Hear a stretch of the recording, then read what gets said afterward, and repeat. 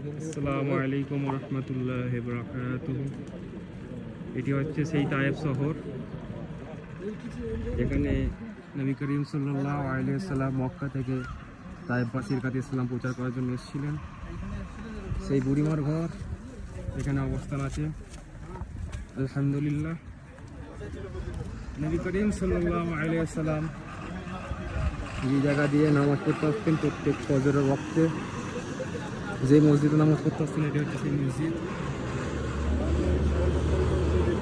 এখানেই নবী করিম সাল্লাল্লাহু আলাইহি ওয়াসাল্লামকে সেই বুড়িমা কাঁটা বিক্ষেপ করতেন প্রত্যেক ফজরের ওয়াক্তে। এটি হচ্ছে সেই জায়গায়। আলহামদুলিল্লাহ, আমরা সকলে আসতে পেরেছি। এটি সেই মসজিদ রাসূল সাল্লাল্লাহু আলাইহি ওয়াসাল্লাম প্রতিদিন ফজরের ওয়াক্তে নামাজ পড়তেন, এবং এটি হচ্ছে সেই বুড়িমার ঘর। तुम्हें सुनाता हूँ वो कहानी ताइफ की, अश्के खून रुलाती है जो कहानी ताइफ की। सारे मक्का वालों को जब बुलाया